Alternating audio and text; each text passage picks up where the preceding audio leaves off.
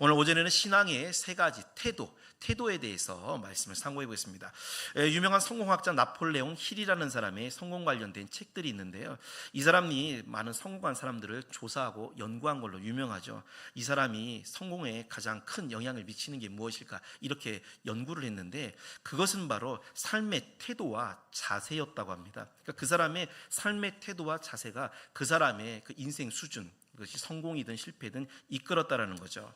두 곳 편의점이 있었대요. 한 곳은 사람들이 많이 거기로 가고요, 한 곳은 사람들이 잘 그 편의점을 가질 않았대요. 왜 그러냐면 편의점 알바생의 태도 때문이었다고 합니다. 한 곳 알바생은요, 너무 불친절한 거예요. 무뚝뚝해요. 얼마예요? 5,000원이요. 봉투 하나에 100원이요. 말이 짧아요. 뭐가 불만이 많은지 얼굴은 항상 굳어있고 태도가 좋지 않은 겁니다. 그래서 안 간 거죠. 그런데 다른 쪽 편의점은 알바생이 손님이 오면 웃으면서 어서 오세요, 계산해 드릴까요? 혹시 봉투 필요하세요? 따뜻하고 친절하게 얘기를 하는 거예요. 그러니까 이쪽은 많이 가는 거죠. 심리학자들의 공통된 의견이 뭐냐면, 태도가 안 좋은 사람들은 그런 태도이기 때문에 불행한 인생을 살 가능성이 굉장히 높다고 합니다. 그러니까 사람은 태도만큼만 산대요. 이게 신앙생활에도 적용이 됩니다.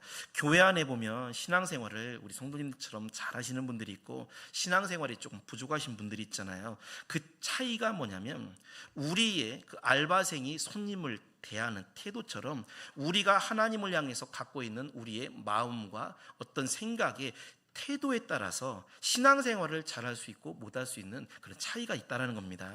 그런 면에서 우리는 하나님을 향한 태도도 필요하고 다른 사람을 향한 태도, 그리고 나 자신을 향한 태도도 굉장히 중요한데요. 우리 세 가지의 어떤 태도가 올바른 건지 한번 상고해 보겠습니다. 첫째로, 하나님을 향한 태도, 정성의 태도를 가지셔야 됩니다. 우리 신명기 6장 5절 다시 한번 말씀 읽어보겠습니다. 시작. 너는 마음을 다하고 뜻을 다하고 힘을 다하여 내 하나님 여호와를 사랑하라. 아멘. 이게 태도예요. 마음을 다하고 뜻을 다하고 힘을 다해서 하나님 사랑하는 게 우리가 하나님을 향한 가져야 될 태도라는 겁니다. 우리나라는 예로부터 중국의 한자를 빌어서 사용하고, 이 문화 바탕이 유교 문화였잖아요. 우리나라 그 옛날 조상들이 사용했던 한자를 굉장히 어려운데요. 지금 보면 그 수천자, 약 6천자 정도 됐다고 합니다. 지금 우리가 쓰는 현대의 한자는 약 상용 한자가 1800자인데 옛날 우리 조상 선조들은 6천자 정도 한자를 사용했다고 그래요. 그래서 난중일기 같은 거, 제가 예전에 중국어 공부할 때 난중일기 완역본을 가지고 이렇게 보면 지금 쓰지 않는 한자가 너무 많은 거예요. 자, 그런데 6천자의 그 한자 중에 하나를, 6,000개 중에 하나를 딱 꼽으라 하면 어떤 한자를 꼽았냐면, 자, 우리 정성성자를 꼽았다고 합니다. 수천 개의 한자 중에서 딱 하나를 꼽으라면 정성성, 이게 으뜸이다. 왜 그럼 우리 조상들이 수천 개의 한자 중에서 이 정성성자를 으뜸으로 꼽았느냐? 그것은 모든 일에 정성만 다한다면, 비록 능력이 없고 지혜가 부족하고 어떤 모든 것들이 부족해도 정성만 다하면 반드시 이루어진다, 이런 확신을 가지고 있었기 때문이래요. 이 정성이라는 게 뭐예요? 우리가 읽은 신명기 6장 5절의 말씀처럼 마음을 다하는 것을 정성이라고 합니다. 그래서 옛 조상들은 학문의 정성을 다하면 학문을 이루고, 예술의 정성을 다하면 예술의 경지에 이르게 되고요, 사람과 관계에도 정성을 다하면 사람과의 아름다운 관계가 이루어지고, 무엇보다 중요한 것은 하늘을 향하여, 이 사람들은 이제 이 조상들은 이제 하나님을 안 믿었으니까 하늘을 향하여 정성을 다하면 하늘도 감동한다, 이렇게 믿었다라는 거예요. 지성이면 감천이다. 정성을 다하면 하늘도 감동한다. 이게 여러분 신앙생활에도 마찬가지입니다. 하나님께 정성을 다하는 게 우리가 읽은 신명기 6장 5절입니다. 마음을 다하고요, 뜻을 다하고 힘을 다해서 사랑하는 거, 하나님을. 여러분, 우리 신앙생활을 한번 보겠습니다. 여러분은 하나님을 향해서 정성을 다하고 있습니까? 우리 신자가 가장 기본적으로 정성을 다해야 될 게 뭐냐면 예배입니다. 예배. 창세기 4장에는요 정성을 담은 예배가 있고 정성을 담지 않은 예배, 두 사람이 나오죠. 바로 가인과 아벨입니다. 창세기 4장 4절 5절에 보면 여호와께서 아벨과 그의 제물은 받으셨으나 가인과 그의 제물은 받지 아니하신지라 그랬습니다. 하나님이 받으시는 예배가 있고 받지 않으시는 예배가 있대요. 여러분, 우리가 예배를 하나님께 드린다라고 표현합니다. 예배를 드린다라는 표현은 아랫사람이 윗사람에게 어떤 것을 줄 때 준다고 하지 않고 드린다라고 하잖아요. 예배라는 것은 하나님께 우리가 예배를 준다 하지 않고 예배를 드리는 것입니다. 즉 인간이 하나님께 드릴 수 있는 유일한 선물이 있다면 그것은 예배예요. 예배.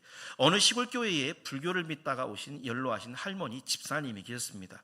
이분이 몸도 불편하시고 걸음도 느리고 힘들었지만 예배 시간만 되면 가장 먼저 교회에 일찍 와서 자리를 정돈하시고요, 작은 예배당의 의자를 걸레로 닦고 예배를 이렇게 준비하셨대요. 비가 오나 눈이 오나 심지어 건강이 좋지 않은 날에도 늘 그렇게 정성을 다했습니다. 어느 날 목사님이 이 할머님께 물었어요. 집사님, 이렇게 힘드신데 왜 굳이 매번 가장 먼저 나오셔서 이렇게 준비를 하시나요? 배움도 없고 글씨도 잘 못 읽으시는 그 집사님이 웃으시면서 대답하셨대요. 목사님, 예배는 제가 하나님께 드릴 수 있는 가장 귀한 선물 아닙니까?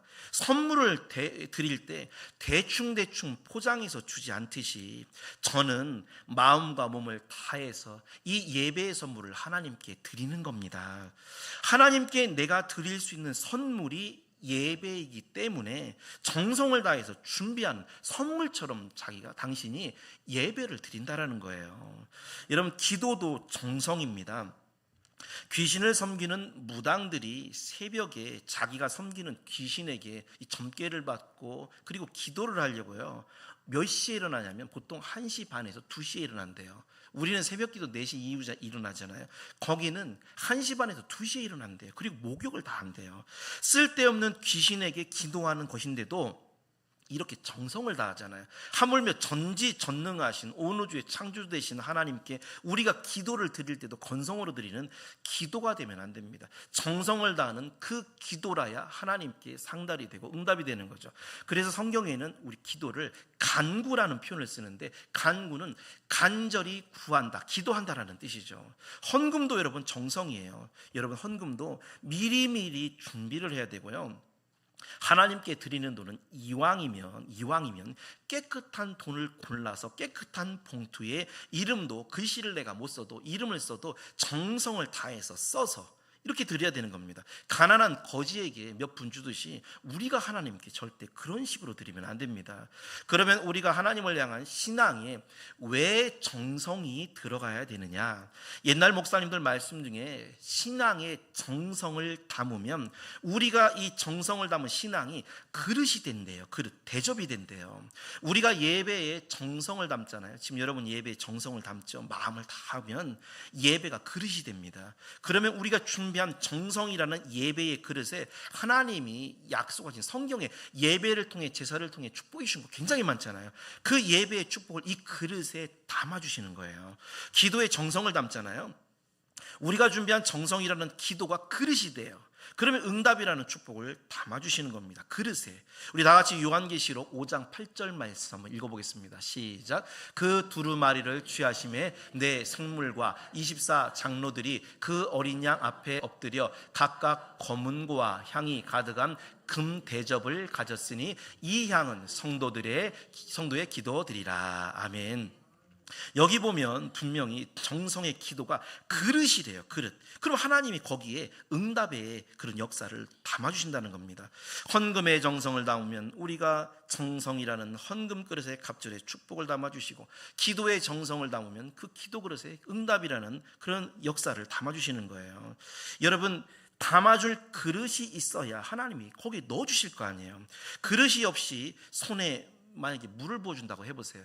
하나님의 은혜와 응답을 성명수라고 표현을 했고 강수라고 표현을 했고 은혜, 담비라고 표현했죠. 다 물처럼 표현을 합니다. 그런데 만약에 우리가 하나님 앞에 그릇 없이 손을 내밀어요. 그릇이 없이. 그러면 우리 손에 담아주신 하나님의 생수, 생명수, 그리고 은혜의 강수, 이게 다 쏟아져 내버리고 마는 거죠. 그래서 정성이라는 그릇이 있어야만 그 안에 하나님은 그 응답과 축복의 역사를 담아주시는 것입니다. 제가 20년째 목사로 목회하면서 제가 나름대로 늘은 게 있어요. 그건 뭐냐면 신자들의, 우리 성도들의 마음과 태도를 보는 눈, 그러니까 안목이 제가 늘었어요. 아, 저 성도는 오늘 간신히 예배 오셨구나. 저 성도는 억지로 헌금 드리는구나. 저 성도는 지금 말씀 안 듣고 딴 생각하는구나. 저는 그래서 카메라 보고 있잖아요. 저 성도는 믿음 없이 기도를 건성으로 드리는구나. 인간이 저의 눈에도 성도들의 영적 마음의 태도가 이렇게 보이는데, 하물며 사람의 중심을 살피시고 폐부를 보신다고 하신 하나님은 얼마나 더 이 사람의 신앙, 예배, 기도, 헌금, 봉사가 얼마나 정성이 있는지 없는지를 잘 보신다라는 겁니다. 우리 성도님들, 하나님을 향한 우리의 태도는 바로 정성, 이 정성이 그릇이 된다라는 것을 꼭 기억하시고 여러분의 신앙의 모두에 정성이라는 그릇이 꼭 담겨지게 되시기를 주님의 이름으로 축원드립니다. 두 번째, 다른 사람을 향한 태도는 어떤 것이냐? 격려와 칭찬하는 태도를 가지셔야 됩니다. 마태복음 7장 12절 말씀을 읽어보겠습니다. 시작. 그러므로 무엇이든지 남에게 대접을 받고자 하는 대로 너희도 남을 대접하라. 이것이 율법이요 선지자니라. 아멘.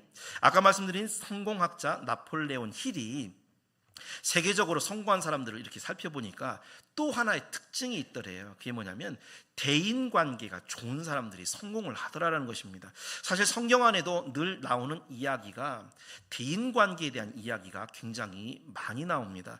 대인관계가 좋지 않았던 사울왕은 실패를 하고요, 대인관계가 좋았던 다윗은 성공을 합니다. 로마서 12장 18절에 보면 할 수 있거든 너희로서는 모든 사람과 더불어서 화평하라라고 말씀하고 있죠. 근데 여기서 조건이 뭐냐면 할 수 있거든입니다. 반드시 모든 사람과 더불어 화평하라 이렇게 말씀하진 않으셨고요, 할 수 있거든, 이게 쉽지 않기 때문에 할 수 있거든이란 말을 단서로서 조항으로 달아놓으셨다는 겁니다. 세계 대부자였던 록펠러의 어머니가 아들에게 남긴 유언 중에 하나가 절대 누구와도 적을 만들지 말라라는 거죠. 만약에 교회 안에서, 우리 성도님들은 절대 그러지 않으시지만, 만약에 어떤 사람들이 대부분 나와 사이가 좋지 않다, 이것은 사실은 신앙생활에 문제가 있기 때문에 그런 것입니다. 우리가 마가복음 12장 30절 31절의 말씀과 같이 하나님을 향하여서는 마음을 담은 정성의 태도가 필요하지만 동시에 내 이웃을 내 몸과 같이 사랑하신 말씀처럼 다른 사람을 향하여서의 태도도 중요해요. 그것은 바로 그 사람을 세워주고 칭찬해주고 격려해주는 태도다라는 것입니다. 내가 상대방을 칭찬하고 세워주고 격려를 해주는데 여러분을 미워할 사람이 있을까요? 만약에 칭찬하고 세워주고 격려를 해주는데도 그 사람이 나를 미워하고 내 뒤에서 나쁜 말을 한다면 그건 그 사람에게 문제가 있는 것입니다. 여러분, 사람이란 누구에게든지 장점도 있고 단점도 함께 있는 것이에요. 성공학자인 지그지글러 박사라는 분이 있는데, 이분이 100명의 백만장자를 옛날에 연구를 했답니다. 그리고서 이 사람도 이제 결과를 보니까 공통점 중에 하나가 뭐냐면 다른 사람의 장점을 발견하고 칭찬해 준 사람들이 대부분 그 100명의 공통점이었대요. 그래서 이 지그지글러 박사가 그 백만장자랑 이야기를 할 때마다 이 지그지글러 박사를 칭찬하더래요. 뭐가 훌륭하신데요, 뭐가 대단하신데요, 뭐 이런 식으로 칭찬을 해주더라는 거예요. 마태복음 7장 12절에 남에게 대접을 받고자 하는 대로 남을 대접하라. 우리가 상대방의 장점을 보고 칭찬해 주는 것이 사실은 최고의 대접이기도 하고 도리어 나에게 돌아오는 축복이기도 하는 것입니다. 여러분, 교회를 다니면서, 똑같이 다니면서 말씀을 들어도 어떤 사람은 다른 사람의 장점을 보고 칭찬해주고 격려해주고 세워주는 사람이 있는가 하면요, 어떤 사람은 다른 사람의 색안경을 끼고 단점만 보고 비판하고 없는 것도 만들어서 깎아내리는 사람이 있어요. 그것은 심령이 기본적으로 병이 들었기 때문에 그런 겁니다. 여러분, 생각해 보세요. 장점을 내가 보게 되잖아요. 그러면 내가 늘 그 장점을 보기 때문에 나 자신도 모르게 그 장점을 닮아서 장점을 갖게 되고 성공할 확률이 높게 됩니다. 그런데 단점을 내가 늘 보고 비판을 하게 되잖아요. 그러면 내가 보는 것대로 내가 되기 때문에 단점만 보면 나도 단점을 담게 되고 실패할 확률이 굉장히 높아지게 돼요. 미국의 캘리포니아 사막 지역에 두 종류의 새가 있대요. 하나는 독수리 종류의 큰 새, 이 새는 죽은 짐승, 썩은 고기를 찾아다니고 그걸 먹게 됩니다. 그런데 또 하나의 새가 있는데 황금색의 조그만 새인 골디 핀치라는 새인데, 이 드물지만 사막에 꽃이 잘 안 피잖아요. 그런데 꽃만 일단 피면 어떻게 알았는지 이 골디 핀치라는 새가 쏜살같이 달려가서 그 꽃의 꿀을 빨아서 먹는다고 합니다. 똑같은 날개를 가지고 있지만 하나는 썩은 고기를 찾아다니고요, 또 하나는 향기로운 꿀을 찾아다니는 그런 새가 된다라는 것이죠. 그래서 옛 격언에 보면 똥파리를 쫓아가면 변소에 가게 되지만 꿀벌을 쫓아가면 꽃밭에 가게 된다라는 말이 있습니다. 우리가 똥파리를 쫓아가면 화장실밖에는 가는 게 없죠. 그런데 꿀벌을 쫓아가야 꽃밭에 우리가 갈 수 있는 거예요. 우리 인생도 마찬가지로 어떤 사람은 늘 죽은 시체와 같이 다른 사람의 어둡고 부정적인 면을 보는 사람이 있고요, 어떤 사람은 그 사람의 긍정적인 면, 좋은 면을 보는 사람도 있는 것입니다.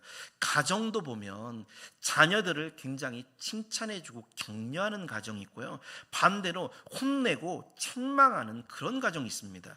우리네 조상들은 유교 또 일제시대의 어떤 그런 교육 때문에 자녀들에게 엄한 교육을 한답시고 많이 혼을 내고 책망을 했어요. 제가 어릴 적만 해도 정말 부모님들이 무서웠던 그런 시대에 살았습니다. 그러나 어느 현자가 말하기를 타인의 격려의 말을 들으면 그 사람은 성공하게 된다는 말이 있듯이, 우리가 다른 사람에게 해줄 수 있는 최고의 대접은 우리가 재산을 나눠주거나 좋은 옷, 좋은 음식을 먹여주는 것보다 그 사람의 장점을 발견하고 칭찬해 주는 게 최고의 대접이다라는 걸 믿으시기를 바랍니다. 사람의 칭찬은 못하는 것도 잘하게 만드는 마력이 있습니다. 힘이 있다는, 말의 힘같이 힘이 있다는 거죠.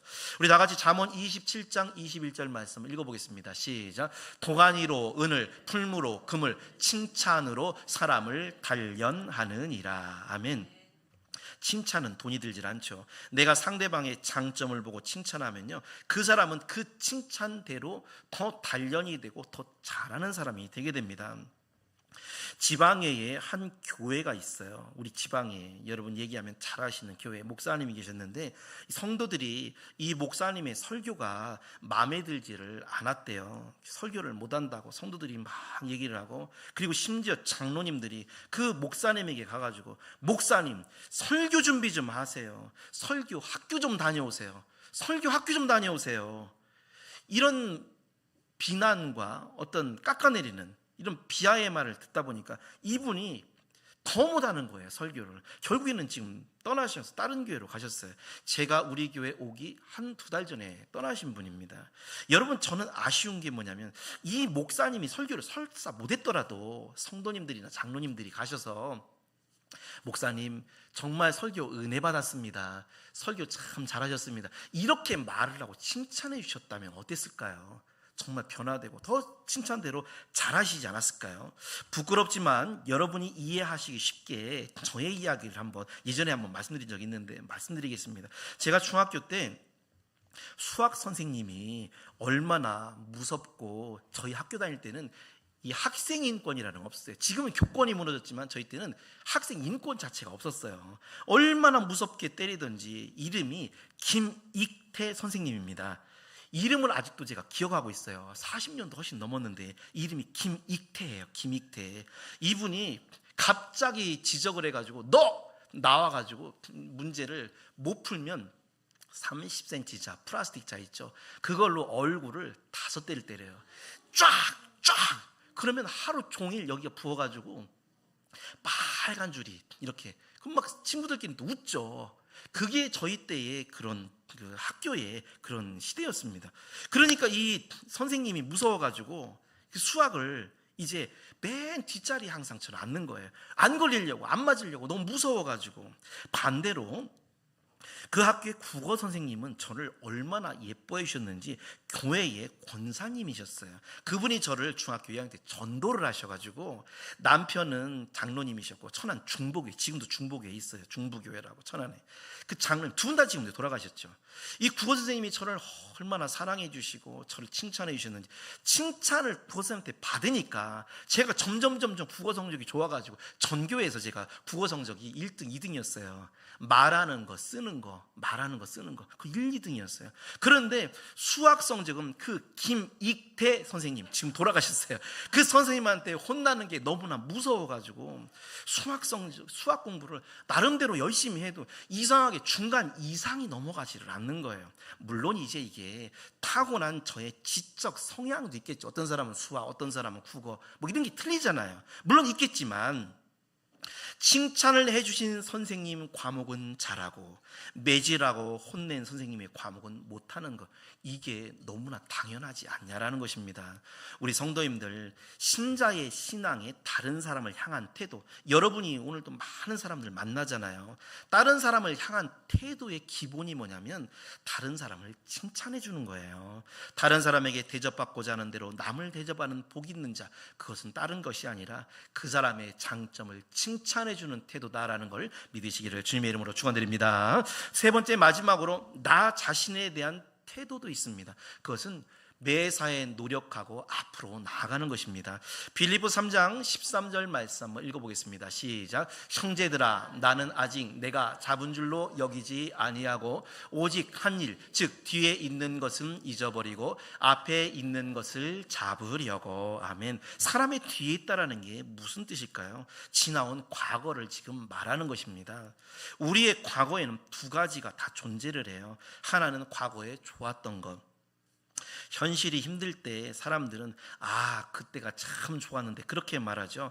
또 하나는 과거에 나빴던 기억, 그때 참 힘들었다, 내가 왜 그랬을까. 사도 바울에게도 두 가지 과거가 있었습니다. 하나는 나쁜 과거, 기독교인들을 잡아 죽이고 스데반 집사가 죽을 때 그 자리에서 가편투표, 즉 찬성을 하는 게, 이게 자기에게는 괴로운 과거였어요. 또 하나 좋은 과거도 있죠. 예수님을 믿은 후에 놀라운 기적, 많은 사람들 구원해서 열매를 맺은 것, 이것은 좋은 기억이죠. 자, 그런데 바울의 과거에 대한 태도가 무엇이냐? 나쁜 기억이든 좋은 기억이든 오직 한 일은 이거 뒤에다 다 잊어버리고 나는 앞으로 가겠다라는 것입니다. 지금 현재 바울은 나이가 많고 감옥에 갇혀 있는 상태예요. 그럼에도 불구하고 과거를 생각하지 아니하고 나는 지금 힘들고 어렵지만 영적으로 조금이라도 전진하고 발전하겠다, 이게 바로 바울이 자기 자신에게 가진 좋은 태도다라는 것입니다. 여러분, 하나님이 만물을 창조하실 때 가만히 보세요. 대부분 거의 한 100%일 거예요. 대부분 앞으로 나가게 창조를 하셨습니다. 쇠똥구리 같은 경우는 좀 이렇게 뒤로, 그러나 걔들도 가만히 있을 때는 이 똥을 굴릴 때만 그렇지 보통 때는 앞으로 가잖아요. 동물 중에도 보면 뒤로 걷는 동물 하나도 없죠. 무조건 앞으로 보고 가게 만드셨고 날아도 앞으로 가게 만듭니다. 파리도 앞으로 날잖아요. 마찬가지로 우리의 신앙도 하나님이 기뻐하시고 우리의 신앙, 우리를 만드실 때 기본 창조의 섭리는 우리가 뒤로 가는 게 아니에요. 항상 앞으로 가는 것입니다. 앞으로라는 것은 발전과 성장을 말하는 것이고 뒤로 간다라는 건 후퇴예요. 그런데 여러분 보세요. 성경에 굉장히 큰 기적들은요 모두가 앞으로 갈 때 나옵니다. 예수님 앞으로 나오든지 바다 앞으로 나가든지 다 앞으로 가요. 뒤로 가면 안 나와요. 조금씩이라도 앞으로 성장하는 사람에게 기적도 나타나는 겁니다. 먼저 애굽에서 탈출한 이스라엘 백성들이 홍해라는 큰 어려움을 만나죠. 우리 다 같이 출애굽기 14장 15절 말씀을 읽어보겠습니다. 시작. 여호와께서 모세에게 이르시되 너는 어찌하여 내게 부르짖느냐? 이스라엘 자손에게 명령하여 앞으로 나아가게 하라. 아멘. 그 거대한 바다가 앞으로 나가니까 바다가 갈라져서 길이 생기더라는 거죠. 여러분 앞에 홍해바다 같이 정말 어려움이 있다면 여러분 뒤로 가지 마시고 꼭 앞으로 나아가시기를 축원합니다. 길이 막혔을 때는요 정말 1mm라도 1cm라도 뒤로만 가지 마세요. 앞으로 조금이라도 가면 반드시 하나님이 길을 열어주실 것입니다.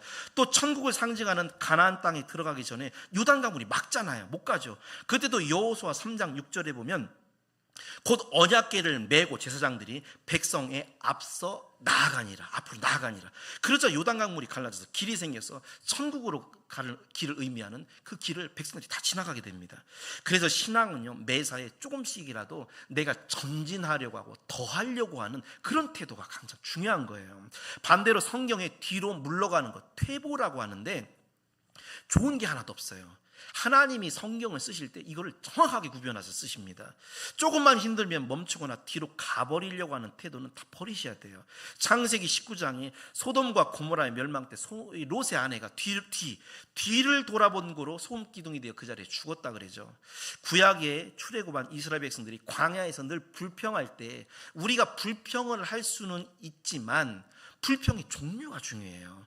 이 사람들이 했던 것은 뭐냐면 애굽으로 다시 돌아가자, 하나님 안 믿을 때가 더 좋았다, 이게 바로 악이다라는 겁니다. 그래서 돌아가자 한 사람들은 광야에서 다 엎드려서 죽게 되고요, 가나안 땅을 향해서 앞으로 나가자 한 여호수아 갈렙만 살게 됩니다. 우리 다 같이 누가복음 9장 62절 말씀 한번 읽어보겠습니다. 시작. 예수께서 이르시되 손에 쟁기를 잡고 뒤를 돌아보는 자는 하나님의 나라에 합당하지 아니하니라 하시니라. 아멘. 교회가 여기가 밭이에요. 밭. 여러분이 지금 밭에 일하는데 겉옷을 가질러 뒤를 돌아보지 말래요. 이 일하다가 집으로 가려고 하지 말라라는 겁니다. 히브리서 10장 39절에 우리는 뒤로 물러가 침륜 멸망에 빠질 자가 아니요 오직 영혼의 구원을 함에 이르는 믿음을 가진 자다라고 했습니다. 물러갈 때 뭐라고 하셨냐면 멸망에 빠질 자가 된다라는 겁니다. 사람의 훌륭한 가치는 어제보다 오늘이 조금이라도 1mm라도 내가 낫고 오늘보다는 내일이 그래도 조금이라도 나을 때 우리가 그 사람을 훌륭하다라고 할 수가 있는 거예요. 나 자신이 대단하지는 못해도 그래도 내 믿음이 어제보다는 오늘이 조금 더 나아, 오늘보다는 내일 믿음이 조금 더 나아, 이러면 정말 훌륭한 신자가 되는 겁니다. 어제 이랬다가 내일 막 확 믿음이 굉장히 좋아지고, 이게 훌륭한 믿음이 아니라 어제보다 조금이라도 내 믿음이 조금이라도 나아졌다면 그 사람 자체가 훌륭하다라는 걸 믿으시기를 축원합니다. 결론적으로 사람의 태도와 자세가 그 사람의 성공, 인생을 이끄는 거예요. 신앙의 자세와 태도도 신앙의 승리, 신앙의 수준을 이끌게 됩니다. 우리는 세 가지 태도를 가지셔야 됩니다. 첫째로 하나님을 향해서 정성의 태도를 꼭 가지셔야 됩니다. 예배를 드리든 기도를 하든 헌금을 하든 봉사를 하든 내가 거기에 이건 하나님한테 하는 거야, 하나님께 드리는 거야, 이런 마음으로 정성을 다하면요, 나도 모르게 그릇이 만들어져요. 그리고 그 그릇에 하나님이 축복을 주실 줄 믿습니다. 다른 사람을 향한 태도, 늘 여러분 칭찬하고 격려하는 태도를 가지셔야 됩니다. 비판을 하고 깎아내리면 그 비판이 결국 나한테 돌아와요. 칭찬과 격려를 하면 칭찬과 격려가 나에게 결국 돌아오게 됩니다. 또 마지막으로 나 자신을 향하여서는 전진하고 노력하는 태도를 가져야 됩니다. 사람의 배움이 여러분 끝이 없어요. 그저 내가 대단하지 못해도 어제보다 오늘이 조금 낫다면, 오늘보다 내일의 믿음이 내가 조금 낫다면 그 자체로 정말 훌륭한 신앙이 되신 겁니다. 우리 성도님들, 하나님을 향하여서는 정성의 태도를, 다른 사람을 향하여 칭찬과 격려의 태도를, 나 자신에 대해서는 앞으로 더욱더 발전하겠다라는 그런 믿음의 태도를 꼭 가지셔서 여러분 앞에 그런 축복의 그릇이 넓게 넓게 만들어져 하나님이 그 축복의 그릇에 축복과 은혜와 은총, 생수의 그런 담비를 충만하게 부어주게 되시기를 주님의 이름으로 축원드립니다.